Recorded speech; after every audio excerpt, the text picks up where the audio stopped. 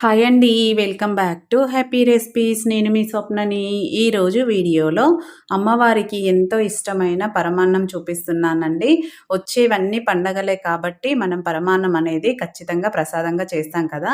అలాంటప్పుడు ఎక్కువ హడావిడి లేకుండా అలాగే పాలతో చేసే పరమాన్నం పాలు విరగకుండా బెల్లంతో ఎలా చేయాలో ఈ వీడియోలో క్లియర్‌గా చూపిస్తున్నాను. చాలా బావుంటుంది. క్రీమీగా టేస్టీగా ఉంటుంది.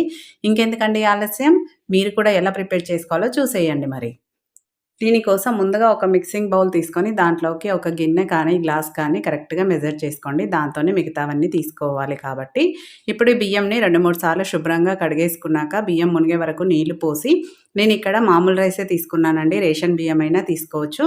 మూత పెట్టి ఒక గంట సేపు రెస్ట్ ఇవ్వాలి. అది నానేలోపు మనం ఇక్కడ బెల్లం సిరప్‌ని చేసుకుందాం. దానికోసం ఏ గ్లాస్‌తో బియ్యం తీసుకున్నామో అదే గ్లాస్‌తో 2 గ్లాసుల బెల్లం వేసుకోవాలి. అలాగే అర గ్లాస్ నీళ్లు పోసుకొని బెల్లంని కరిగించుకోవాలి. స్టవ్ పైన పెట్టి బెల్లంని కరిగించుకుందాం.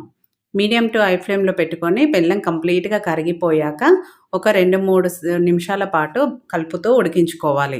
మన గులాబ్ జామ్‌ల పాకం ఎలా ఉంటుందో తీగ పాకం అలా రావాలనమాట. అప్పటి వరకు ఉడికించుకోవాలి. చూడండి కన్సిస్టెన్సీ ఈ విధంగా ఉంటుంది. మీరు కావాలంటే ఒకసారి చెక్ చేసుకోండి. తీగ పాకంలాగా వస్తే సరిపోతుంది.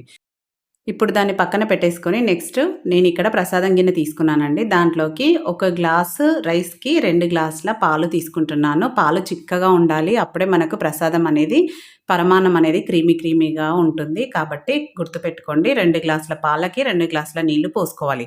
ఒకవేళ మీరు రెగ్యులర్‌గా తినే బియ్యం పాత బియ్యం అనుకోండి, ఇంకొక గ్లాస్ వాటర్ వేసుకోండి ఎక్కువగా. ఎందుకంటే మనకు అన్నం అనేది మెత్తగా ఉడకాలి కాబట్టి కొంచెం వాటర్ ఎక్కువగానే ఉండాలి. మీరు పాలు కానీ, వాటర్ కానీ ఏదైనా కొంచెం ఎక్కువే వేసుకోండి ఒక గ్లాసు. పాలను పొయ్యి మీద పెట్టి ఇలా ఒక పొంగొచ్చే వరకు ఉడికించుకున్నాక పాలు పొంగుతున్నాయి కదా! ఇప్పుడు దీంట్లోకి మనం ఆల్రెడీ కడిగి పెట్టుకున్న బియ్యం ఉంది కదా! ఆ బియ్యం వేసేసుకోవాలి. ఇలా బియ్యం నీళ్లు లేకుండా వేసుకోవాలండి. ఎందుకంటే మనం కరెక్ట్ కొలతగా నీళ్లు పెట్టుకున్నాం కాబట్టి దాంట్లో నీళ్లు వేసుకోవద్దు. ఇప్పుడు బియ్యంని బాగా ఉడికించుకోవాలి. దగ్గరే ఉండి మధ్య మధ్యలో కలుపుతూ ఉడికించుకోవాలి. కొంచెం దగ్గర పడ్డాక మూత తీసేసి ఉడికించుకుంటే సరిపోతుంది. చూడండి ఉడకడానికి వచ్చింది కదా! ఇప్పుడు మూత తీసేసి ఉడికించుకోవాలి. ఇప్పుడు మీడియం ఫ్లేమ్‌లో పెట్టి దగ్గరకయ్యే వరకు ఉడికించుకోవాలనమాట. మధ్య మధ్యలో కలుపుతూ ఉండాలి. పాలు కదా పొంగకుండా ఉండడం కోసం చూడండి ఆల్మోస్ట్ దగ్గర పడింది. మీరు ఒకసారి చెక్ చేసుకున్నా సరిపోతుంది. అన్నం ఉడికిందా లేదా చూసుకోవచ్చు. చూడండి అన్నం అనేది కొంచెం మెత్తగానే ఉడికిపోయింది. కాకపోతే మనకిక్కడ ఇంకా పాలున్నాయి కదా దాంట్లో కాబట్టి ఒక 2 నిమిషాల పాటు మీడియం ఫ్లేమ్‌లో పెట్టి అది కాస్త దగ్గర పడే వరకు ఉడికించుకోవాలి. మరీ ఎక్కువ అవసరం లేదండి. కొంచెం దగ్గర పడితే సరిపోతుంది. చూడండి వీడియోలో చూపిస్తున్నట్టు ఈ విధంగా పాలనేది పూర్తిగా దగ్గర పడి అన్నం ఇంకాస్త మెత్తగా అయిపోతుంది. మనకు పరమాన్నంకి అన్నం మెత్తగానే ఉండాలి. స్టవ్ ఆఫ్ చేసేసుకొని ఇప్పుడు దీన్ని స్టవ్ పై నుంచి దించి కింద పెట్టేసుకోవాలి. ఒక నిమిషం పాటు కొంచెం చల్లారనివ్వాలండి. ఎక్కువ టైం అవసరం లేదు. 1-2 నిమిషాలు పక్కన పెట్టేసుకొని తర్వాత దీంట్లోకి మంచి ఫ్లేవర్ కోసం కొంచెం ఇలాచి పొడి అలాగే పచ్చకర్పూరం వేస్తున్నానండి. మీ దగ్గర ఉంటే వేసుకోండి. లేదంటే వేయకపోయినా పర్వాలేదు. వేస్తే మాత్రం మనకు గుళ్ళో పెట్టిన ప్రసాదంలాగా కమ్మటి టేస్ట్ వస్తుంది. ఇప్పుడు ఇవి 2 వేసుకొని బాగా కలుపుకోండి. మీరు కావాలంటే వీటిని స్టవ్ పైనే ఉంచినప్పుడు కూడా వేసుకోవచ్చు. ఇలా వేసుకున్నా పర్వాలేదు. ఇవన్నీ కలుపుకున్నాక మనకు ఆల్రెడీ బెల్లం సిరప్ చేసుకున్నాము. అది పూర్తిగా చల్లారిపోయింది కదా! దాన్ని దీంట్లోకి ఈ విధంగా వడగట్టుకోవాలి. బెల్లంలో ఏదైనా డస్ట్ ఉంటుంది కాబట్టి ఈ విధంగా వడగట్టుకోవాలి.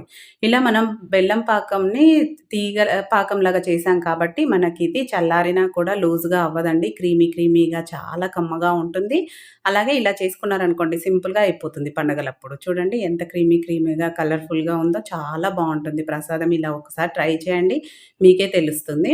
ఇప్పుడు దీంట్లోకి డ్రై ఫ్రూట్స్ కోసం స్టవ్ పైన ఒక చిన్న పాన్ పెట్టుకొని దాంట్లోకి 2 టేబుల్ స్పూన్ల నెయ్యి వేసుకొని డ్రై ఫ్రూట్స్ వేసుకోవాలనమాట. మీకు ఏవి నచ్చితే అవి వేసుకోండి. నేనైతే ఇక్కడ ముందుగా బాదం, కాజును ఇలా కట్ చేసుకొని వేసుకుంటున్నాను. ఇవి కొంచెం వేగడానికి టైం పడుతుంది కాబట్టి వీటిని ముందుగా వేయించుకున్నాక అలాగే కొన్ని కిస్మిస్ కూడా వేసుకున్నాను. వీటన్నిటిని మంచి కలర్ వచ్చే వరకు ఇలా వేయించుకున్నాక స్టవ్ ఆఫ్ చేసేసుకొని పరమాన్నంలోకి వేసేసుకోవడమే. అంతేనండి. చూసారు కదా! చాలా సింపుల్‌గా 10 నిమిషాల్లో రెడీ అయిపోతుంది. అలాగే కమ్మగా కూడా ఉంటుంది.